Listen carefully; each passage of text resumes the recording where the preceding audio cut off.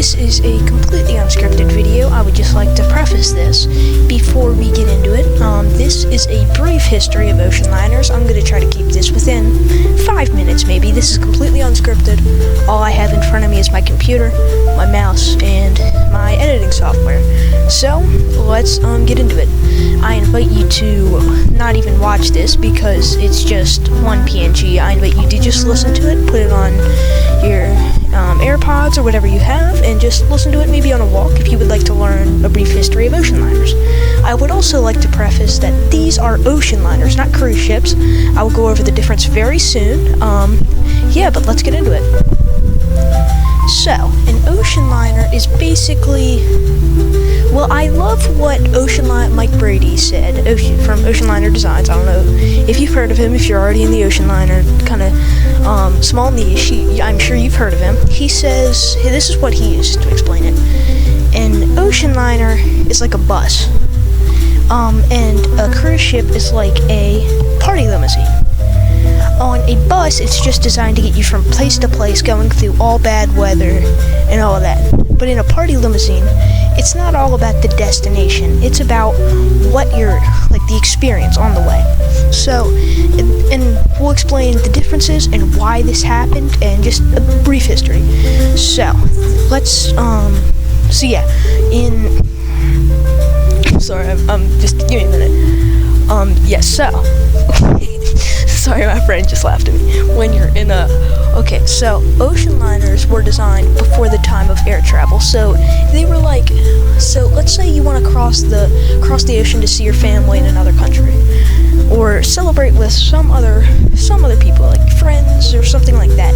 You couldn't take a plane to get over there, so you would have to take an ocean liner, and it would be set on a schedule, and would just run that schedule, and yeah. But by the 1950s through 1970s, air travel started to become more popular, and now that you can do it 15 times as fast, that's basically it. You can do it 15 times as fast. So people started to do that instead of traveling on old ocean liners.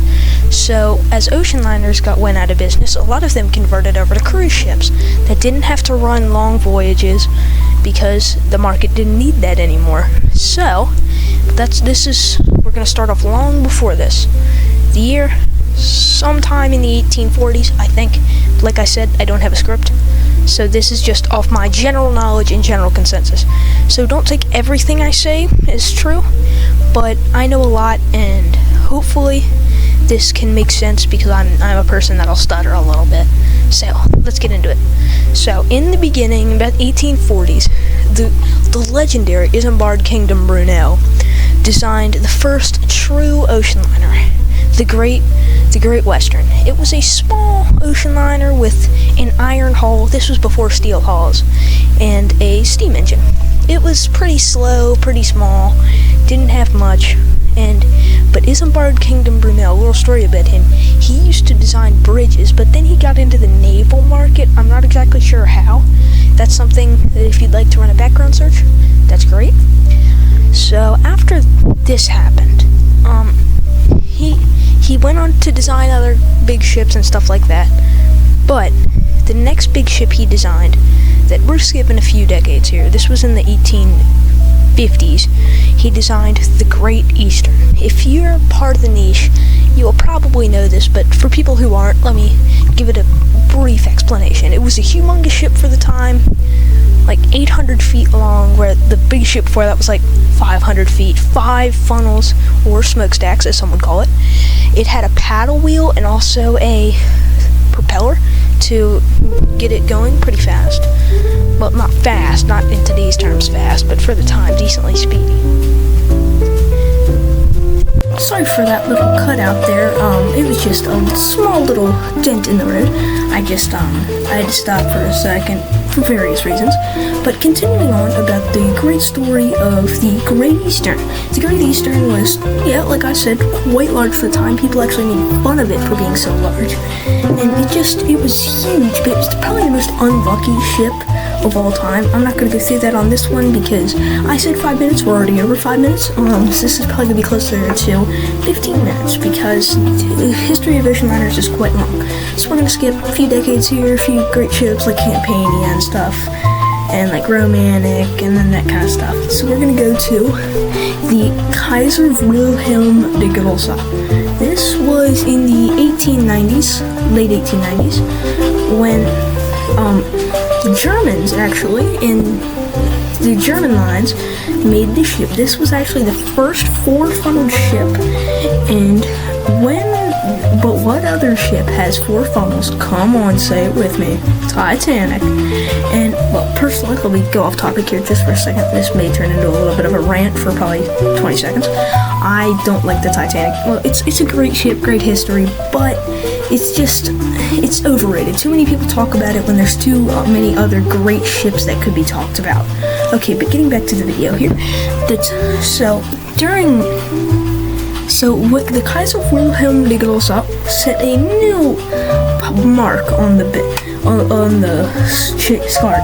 Oh my goodness, on the chart, because it had four funnels, unmatched luxury, and this is how we started the era that Titanic was in. Four-funneled superliners such as Mauretania, Lusitania, Olympic, Titanic, Britannic, those kind of things, and even the last four-funneled ocean liner was Mauretania.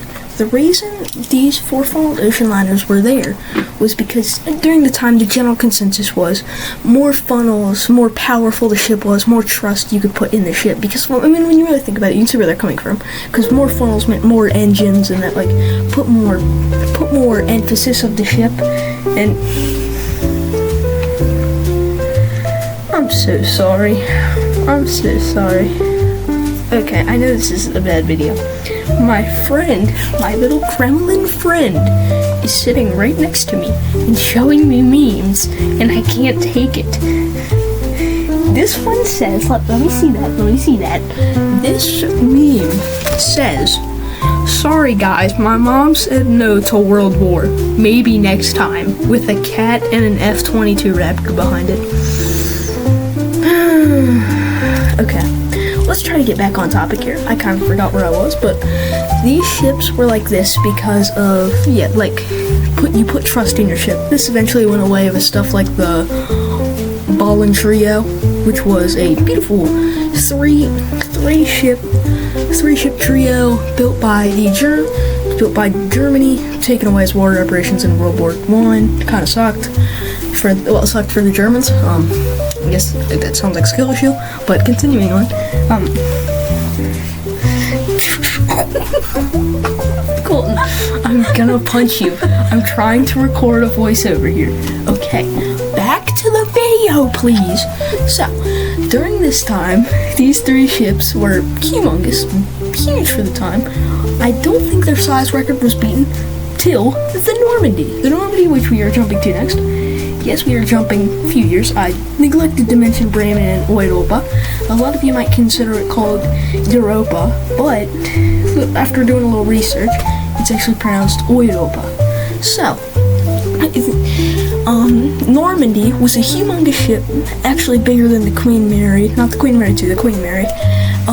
Huge, built by France, unmatched luxury, which ended up being its downfall. It caught on fire in New York during its conversion for World War II in specifics, with all its wood paneling and woodworking. And when they pumped it with water, it actually ended up listing over in the harbor, and just kind of sat there on its side. If you're curious, search up on Google something like Normandy capsized or Normandy wreck in the harbor, something like that. You'll see it. It's really bone-chilling to see this humongous ship, this humongous whale of a ship just sitting on its side in the harbor. But let's continue on. Queen Mary 2, not very similar to the Normandy. It was British ship, pretty big. Not the size of the Normandy big, but pretty big.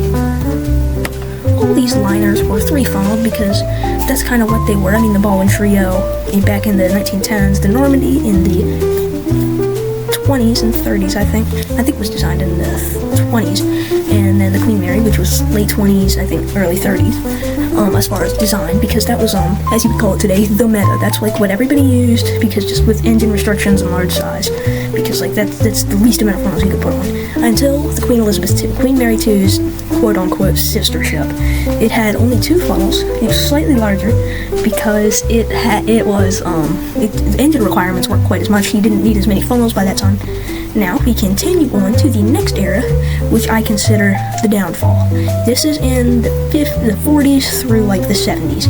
So in the early days, like the 50s, before then some people thought it was just a fad, and that's when the SS United States came in, which you may have seen from the news recently, with her getting sadly turned into a reef. I'm very unhappy about it, but what do? You know what I mean? So this was really before. A lot of people thought it was still a fad at the time, but the SS United States was an ocean liner. She was beautiful. I mean, but she was fast, and I'm thinking like 45 miles an hour fast. If you wanted to get a place, this is what you did. I think it crossed the Atlantic in like 3 days and like 28 hours, no, 22 hours at full speed. It was great. But then now we're going to talk about the SS France, not the 1910 one, the 1960 one. The SS France was a huge ocean liner, not like Queen Mary Normandy size. I think it was a little bigger than the Balloon Trio. It was a beautiful ship, personally one of my favorite ocean liners, and maybe a few people in the niche will ridicule me for that one, but I just personally like that ocean liner. Great history, beautiful ship. Yeah, so, continuing on, this is when, like, they could see it coming. This is when, like, oh, air travel's not a fad, this isn't gonna last forever. The heyday of the ocean liner has come and passed.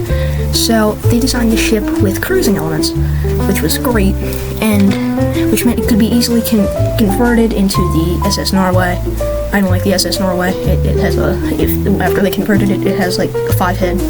Yeah, we're not gonna talk about that one. Continuing on, then there is the Queen Elizabeth II. A lot of you may have heard about this one. It's a medium-sized ocean liner, also around the size of Balloon Trio. SS France is probably about 900 to 1,000 feet. The QE2, I think, is in the realm of 800 to 900 feet, so that's similar to the Balloon Trio. So, the QE2, it was the last actual ocean liner when you really think about it. I mean, a lot of people argue the SS France was, but personally I think the QE2 was. It was designed with cruising elements just in case, but it's more designed as just like the last bit of ocean liners. So that continued on until I think around 2007, when it was eventually decommissioned. Long career history, beautiful ship. I might make videos on the future on it, but yeah. Now, our final ship we're going to talk about today is the Queen Mary II. Now, this might be an unpopular opinion, and yes, I know, brace yourself, it's an unpopular opinion, but I don't really like the way the Queen Mary II looks. It's the last great ocean liner, but you can tell they tried to keep ocean liner elements, but it was built for a modern market, and there's not really much you can do about that. So, it's the last great ocean liner. Tons of people can be hauled on it, and it still does transatlantic crossings, which is amazing. But when you really think about it, it's just a cruise ship designed, like, made to look like an ocean liner. But yeah, I guess that's an unpopular opinion, but that's just what I think personally. And if you have any thoughts on that, or want to ridicule me in the comments, be my guest. Go at it. You guys have fun. So that concludes this video. It has been a great video, first video. I know it kind of sucked when it came to quality, and with Colton over here showing me memes the whole time, it was kind of hard to stay on topic sometimes, but I hope it gave you a laugh with me going on a few little rants about Colton being annoying. But thank you, that concludes this video, and have a great day, and don't break the wall.